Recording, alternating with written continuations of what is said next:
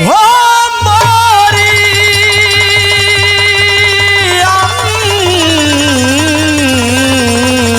हो राम।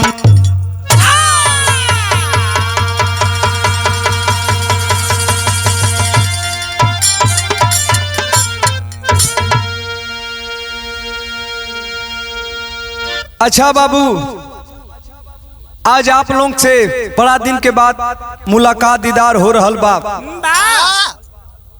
एक current matter आप लोग के बीच में जा रहल बा। हमके आशा ना बल्कि पूरा विश्वास बा कि आप लोग के जरूर पसंद आई। ये घटना पूरे देश को झकझोर देने वाली घटना है। कैसी घटना है और आप लोग से बताने में बेहद खुशी हो रहा है कि हमारे बड़े भैया आदरणीय जितेंद्र यादव जो प्रीमियम हॉस्पिटल के सहयोग से और हमारे बड़े भैया शमशेर यादव के सहयोग से यह रिकॉर्डिंग हो रहल बा हमारे बड़े भैया दिनेश दीवाना जी के स्टूडियो से, और हमारे भैया के ही चैनल से आप लोगों के बीच में जाएगा। और हमके आशा ना बल्कि पूरा विश्वास बा कि आप लोग ये बेटवा के आशीर्वाद देवल जाए। 4 लाइन का भूमिका है। कैसे मास्टर?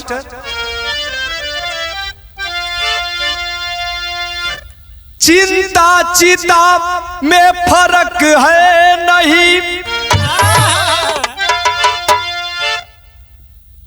दोनों मानो के तन को जला देती है। द्वेष ईर्ष्या है दिमक से नाशक अधिक, लग जाए आहिस्ता गला देती है। क्रोध मतिहीन करता समझ ना रहे, अरे बिन किए पाप हो जाता है। अरे कुंज तिले पहाड़ों सा दिखने लगे, कलह से भवन तो बिखर जाता है।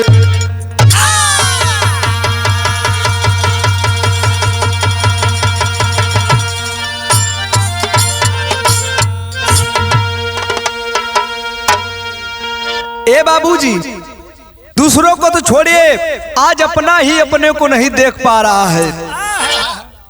यही जैसे हमारे कवि जी एक गजल लिखने का,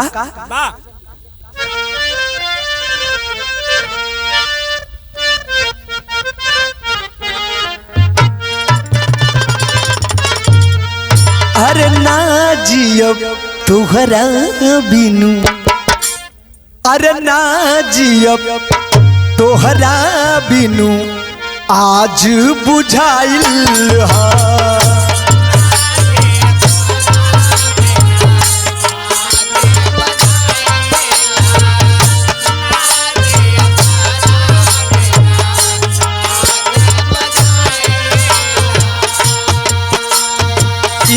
सुनी सुनी हमार रोम गनगनाइल हा।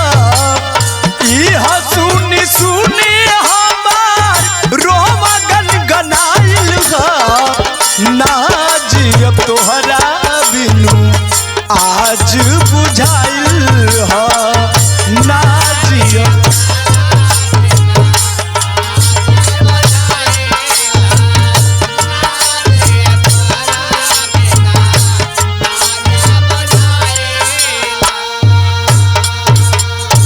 लेकिन हमारे कैलाश गुरुजी इस लाइन को लिखे अपने कलम से लिख रहे हैं क्या? अरे ना जियब यह करें क्या? अरे का कोई के करा से, अरे का कोई के करा से समझ में न आवेला।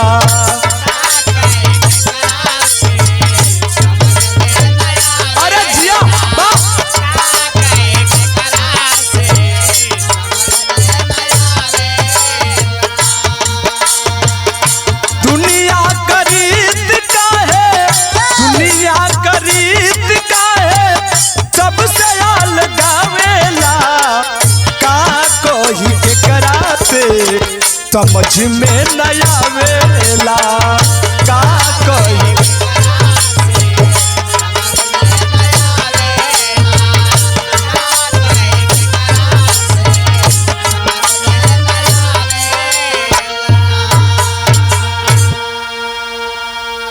ए भी आई दुनिया हो, ए समझ में नहीं आला केकरा से का कहीं केकरा से का पूछी। लेकिन यही जैसे हमार कहानी स्टार्ट भइल। कैसे मास्टर?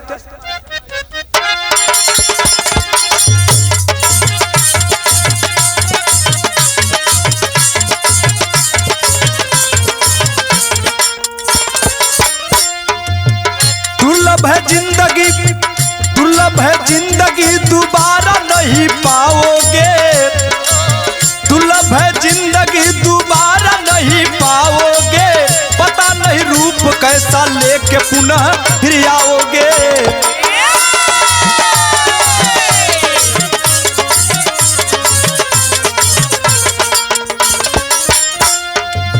जिलाया जमगढ़ जहानगंज खास सुनो। जिलाया जमगढ़ जहानगंज खास सुनो। चकिया में पांडे की निज रहा है निवास सुनो।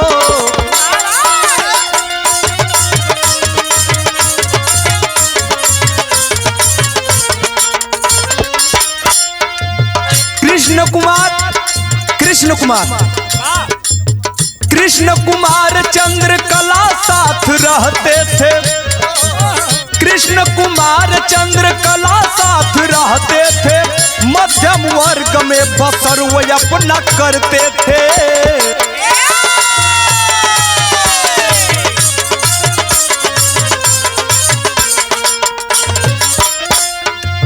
बड़ा है नीरज, बड़ा बेटा, बड़ा है नीरज छोटा धीरज दुलार रहा। बड़ा है नीरज छोटा धीरज दुलार रहा। बीच का पंकज बुद्धि कम है कुमार रहा।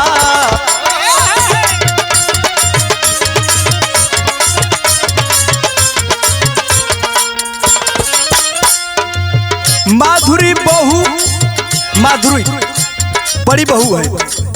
माधुरी बहू बनी नीरज की हुई शादी है। माधुरी बहू बनी नीरज की हुई शादी है। लेकर बनारस रहे परिजन की आजादी है।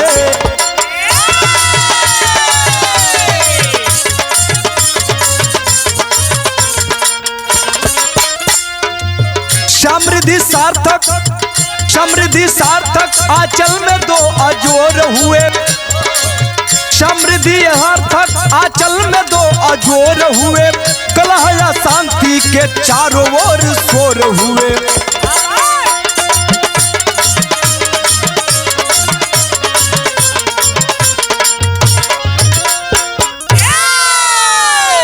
ए भैया, ये देखा आजमगढ़ के अंतर्गत एक जहानागंज थाना पड़ेला। मुस्तफाबाद के अंतर्गत एक चकिया गांव बा। वही गांव के रहे वाला के कृष्ण कुमार, उनके धर्म पत्नी का नाम हो चंद्रकला। मध्यम वर्ग के हैं और उनके 3 बेटा, जो बड़ा बेटा नीरज और मध्यम वर्ग के जो पंकज था थोड़ा बुद्धि का कम था। और जो छोटा बेटा था वो धीरज बताया गया। और बड़े बेटे की शादी कर देते हैं और जिस लड़की का नाम बताया गया माधुरी। ये भैया जी बड़ा समय बीतल हो, लेकिन माधुरी के गोद में 2 बच्चा खिलल हो। बेटा का नाम सार्थक और बिटिया का नाम समृद्धि बताओ। और परिवार में कलह चलत हो, लेकिन उसे एक लाइन तर्ज लगल मास्टर का।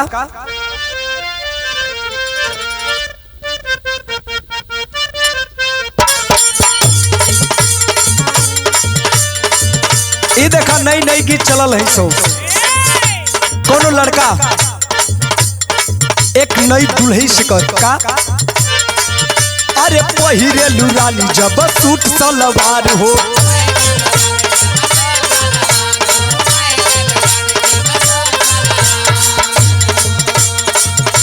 अरे नीक लागे सगरी बदन पे तोहार हो।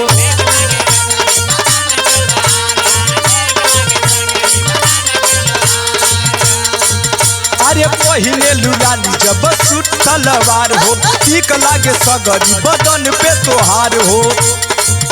होठ मधुशाला तोहार, होठ मधुशाला तोहार जाम भइल बा हो, जाम भइल बा। अरे असही ना दुनिया में नाम भइल बा, असही ना दुनिया में नाम भइल बा। बाबू हो कमरिया पे काम भइल बा, असही ना दुनिया। अरे जिया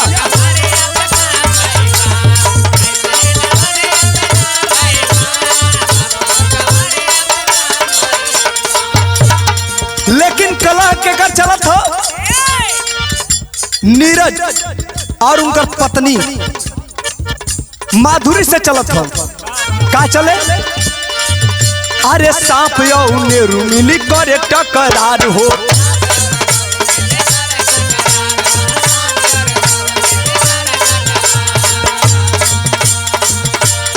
आपस में दुल्हन का होला नहीं प्यार हो।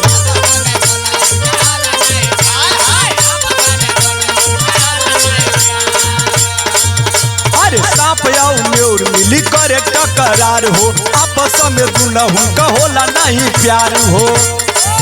रोज का सहाला नहीं काल भइल बा हो, काल भइल बा। दुनो कबूतरिया तब लाल भइल बा, छोटी छोटी बात पर बवाल भइल बा। दुनो कबूतरिया तब लाल भइल बा। अरे जिया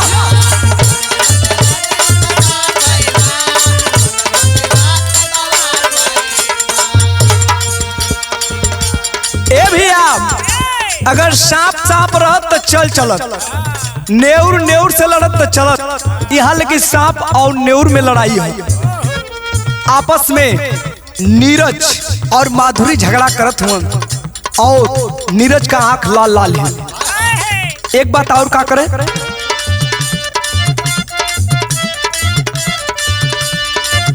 बतावे माधुरी या नीरज करे घर में झगड़ा।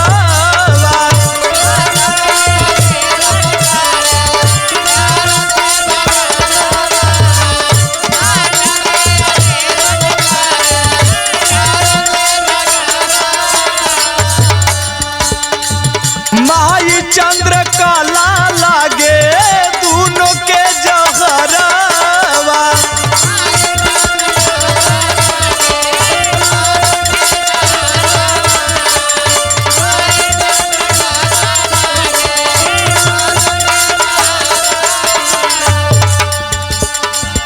कल वाली बिनल माई जाल भइल बा हो, जाल भइल बा। अरे दोनों कबूतरिया तब लाल भइल बा, दोनों कबूतरिया तब लाल भइल बा। छोटी छोटी बात में बवाल भइल बा, दोनों कबूतरिया तब लाल भइल बा। अरे जिया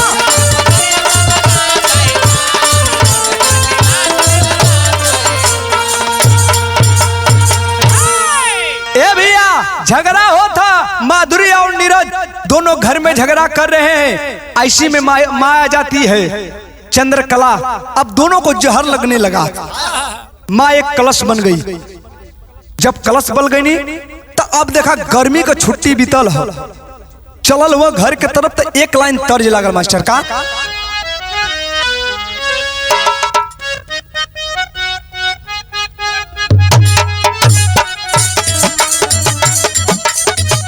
आदरणीय हमारे बड़े भैया देसी स्टार समर सिंह भैया के गीत हो और तो हल्का मचौले बा का। अरे हाल का कोई पियावा के, अरे हाल का कोई पियावा के बिन चलुआ इंजन चापता।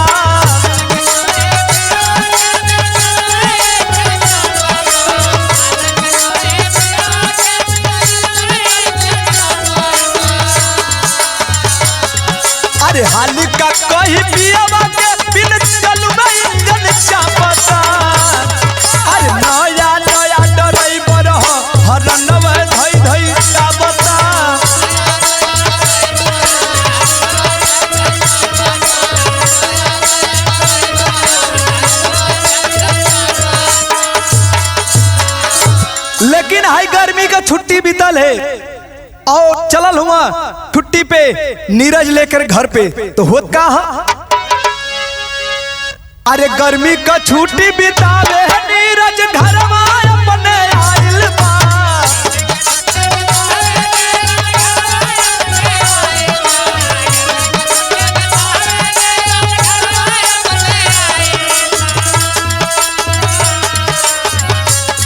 अरे गर्मी का छुट्टी बितावे नीरज घरवा अपने आइल बा। पिए ला दारू देसी पूरा नसव में नसाइल बा।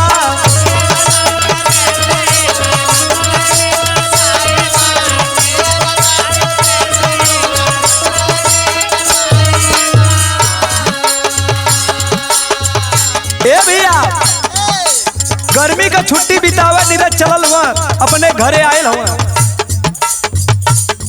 घरे, तो होत का बेटा बेटी पत्नी साथे आइले जवानवा।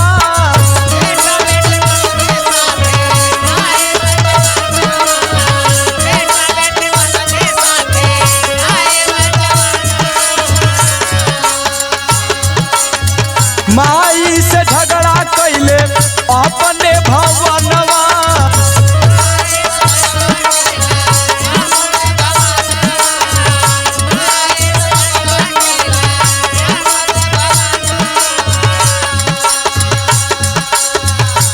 पढ़ल बबुआ दल दल बीच जैसे राज घेराइल बा। अरे जिया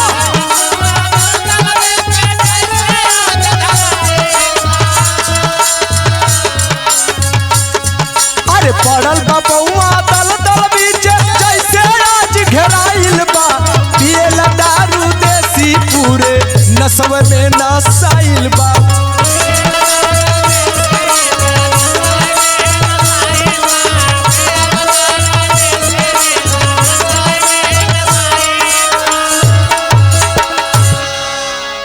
ए भैया बेटा बेटी और पत्नी के साथे जब आयल हुआ घरे माई से झगड़ा करे लगन।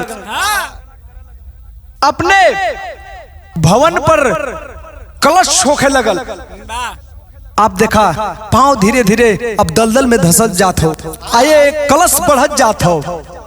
जब बढ़ल तो इनकर बुद्धि मराइल है, लिखे के पड़ल कैसे।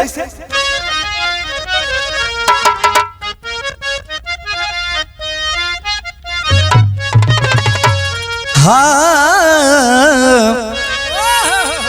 अरे बुद्धि में शुद्ध दारू, अरे बुद्धि में शुद्ध दारू का, बुद्धि में शुद्ध दारू का घुसल। अरे समझ गई ससातल हो गई बुद्धि। ए भैया बुद्धि में शुद्धि दारू का घुसल, समझ तब गल सासतल हो गई कुबुद्धि। ये भैया यही जब विदेशिया में लिखे के पड़ल, जब दारू पियले हुआ जब घरे आल हो तो होत का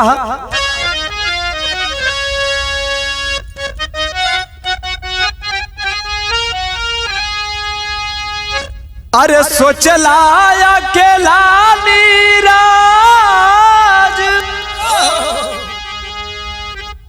अरे रहब नहीं झगड़ा कोई, अरे फिर से शराब पिए गईले बजरिया।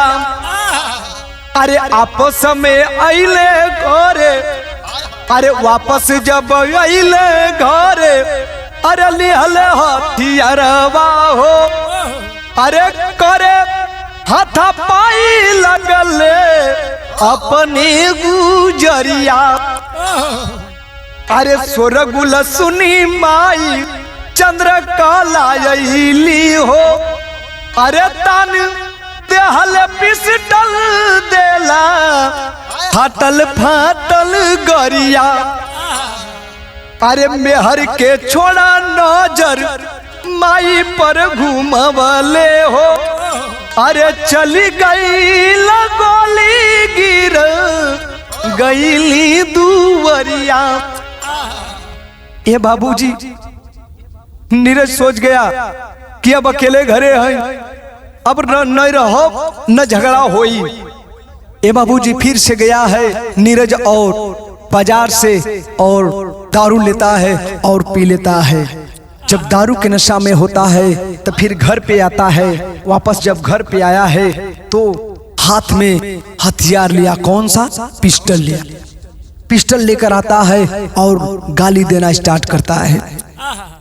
ये बाबूजी अपने पत्नी से झगड़ा करत हुवन, उसी में माँ आ जाती है छोड़ाने के लिए और पत्नी को छोड़ और माँ पर नजर घुमाया है। माँ जब बोली तो पिस्टल तान दिया और ये बाबूजी इतनिए में तब तक गोलियां चल गई। जब गोलियां चल गई तो ये लिखे के पड़ल। माई रोवत थी और कहत थी, कहा एक लाइन तर्ज लागल मास्टर,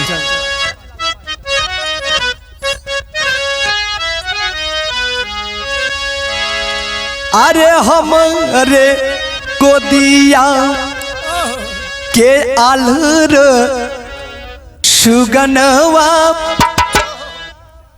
अरे हमारे गोदिया के आलर सुगनवा, सुगनवा कहाँ चली गई हो हमारे गोदिया के।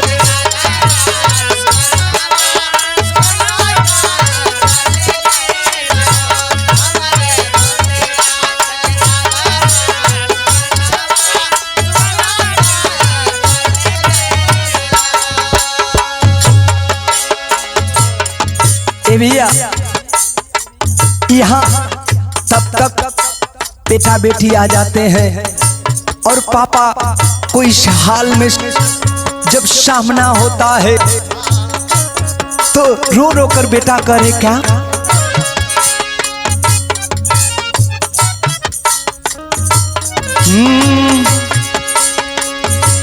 रोवे बेटा बेटी पापा के समनवा,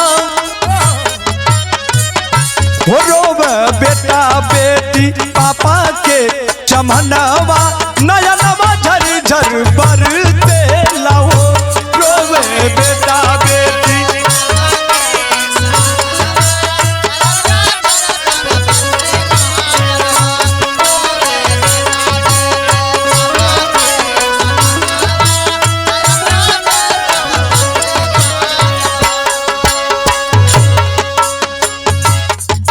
लेकिन और इतने में पता चलल बाहर किसको, जैसे दादा तोहर तू हमारी कैला पालन,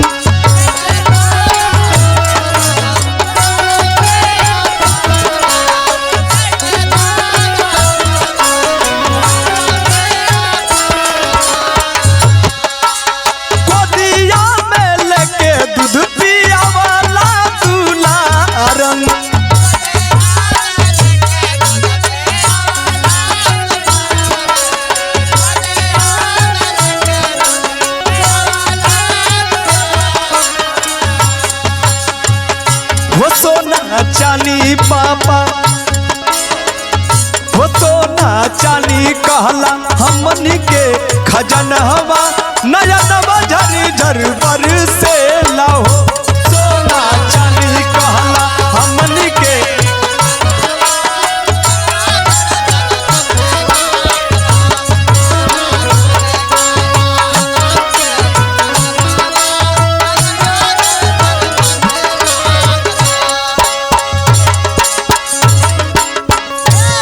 ए बाबूजी जब दादी को गोली लगा और बेटा बेटी बाहर आए और सामना जब होता है अपने पिताजी के सामने, तो बेटा बेटी एक बात कहते, पापा, अरे पापा जैसे तू दादा तोहार तो के पलना वैसे तू हमन के पल्ला, पापा ऐसन काहे कैला, गोदी में दूध लेके हमके मन के पियौला है पापा, सोना चांदी हमन के तब खजनवा कहला, तुहारा मन का आंखी के पुतली रहनी जा, ई का कैला। लेकिन पहपट में लिखे के पड़ल, फिर भी वो मानता नहीं है। करता है क्या?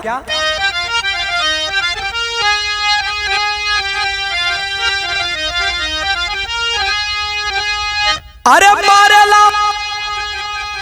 मारेला मतिया तुझे ले शैतानी पानी मांगेली।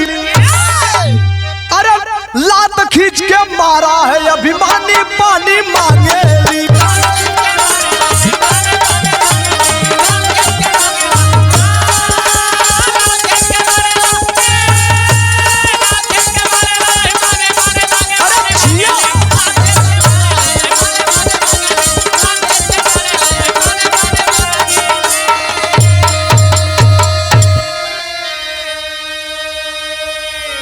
अरे तू बक के बैठी नारी घर में, अरे रोवे लाल हो।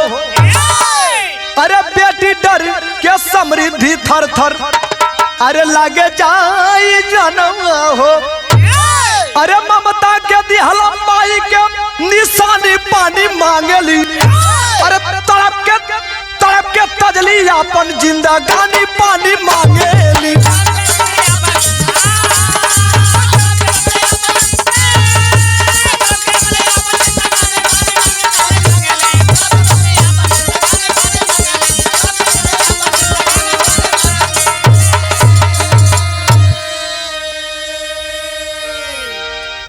भैया बाहर है वो बुढ़िया मतारी, अरे नीरज पानी पिया दे लाल, हमारे गोदी का हमारे कोखी का तू तो बड़ा बेटा न हुए, पानी पिया दे नीरज। ये बाबूजी लेकिन पापी माना नहीं, अपने लात से मारता है और वह बुढ़िया माँ गिर जाती है।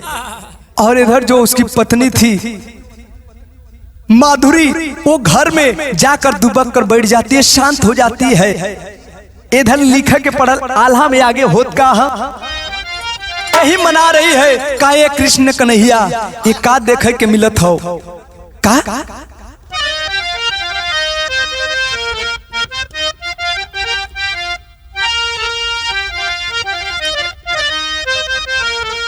अरे हाय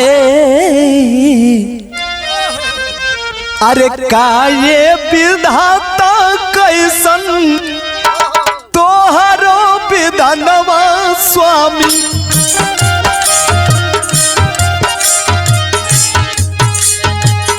मारे लजान का राज पालनहार, माई मारी गईली खून से धरती रंगाइल भैया।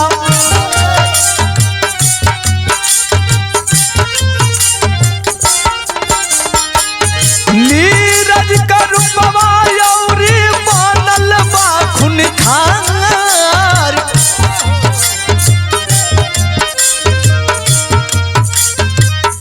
तार था खबाबू परनी तानवा लगवले भैया।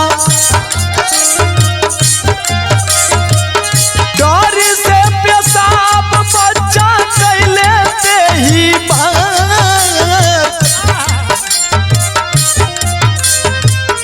हथवा जोड़े नहीं माने लाई कसैया भैया। तड़ तड़ बोलिया वो दिहाले उतार, बिटिया सामरी दी रोवे पिस्टल घुमावले भैया।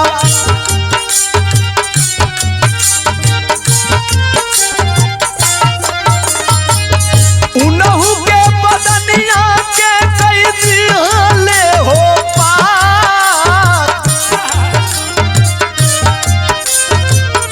तड़पतिया गानवा में गिरल सब लोगवा भैया। हाय हाय रे पापी तोर जीवन पर धिक्कार,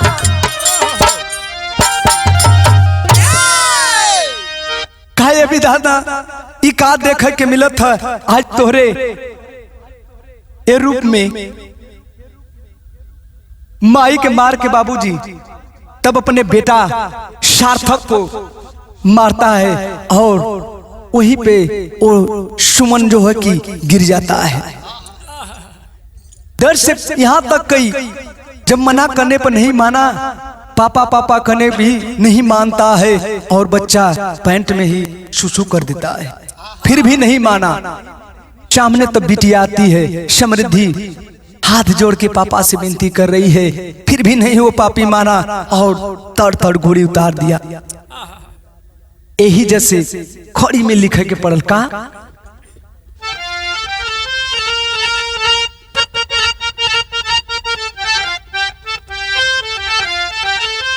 अरे केहू कैले ना ऐसन नादानी लिख दिया, अरे अपना हथवा से खूनी हो कहानी लिख दिया।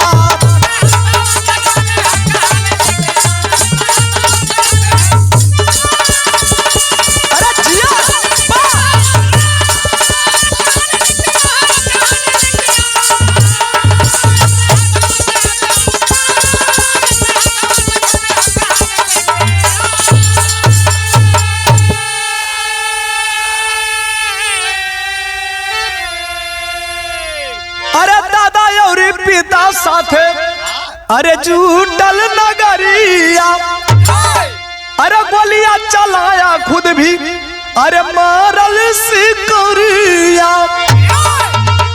अरे टूटल नहीं आके डोरी, अरे अभिमानी लिख दिया, अरे अपना हथवा से खूनी हो कहानी लिख दिया।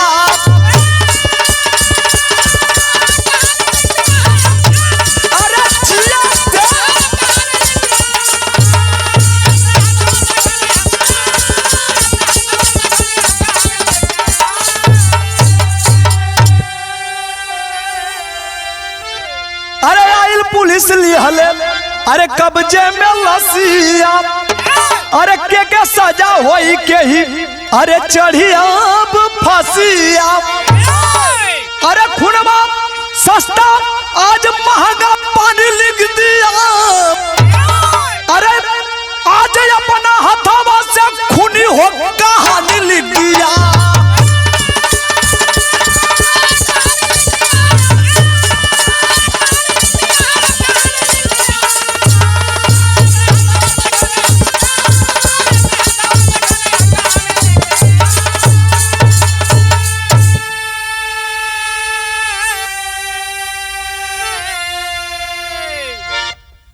आज तक बाबूजी कोई ऐसा नादानी नहीं लिखा था, यानी कि ऐसी कोई कहानी नहीं सुने होंगे जो अपने बेटे और अपने माँ को कोई गोली से उड़ा दिया हो। लेकिन बाहर अब देखो वहां पर दादा और पिताजी आ जाते हैं उसके, जब गांव नगर के लोग हाल हुआ, जब सामने देखत हुआ और वह नीरज पापी करता क्या है और अपने दिमाग में एक खोपड़ी में लगाकर और अपने भी गोली मार लेता है। जब गोली मार दल तो वही जब पुलिस के जब खबर लगल हती यहाँ पे आयल है पुलिस, जब पुलिस यहाँ छानबीन करे थे तो पता चला कि नहीं ये इन लोगों में कलश था और आपस में ही मार कर रहे और ये अपने से ही गोली मारा है। किसको सजा दे, किसको फांसी दे, यही जैसे छाप लिखे के पड़ल मास्टर। कैसे गुरु बिहारी गुरु रमन हुए स्वर्ग के वासी, शंभु विश्वनाथ बसे नगरिया काशी, अरे बुद्धि में शुद्धि दारू का घुसल, अरे बुद्धि में शुद्धि दारू का घुसल, तो छोटू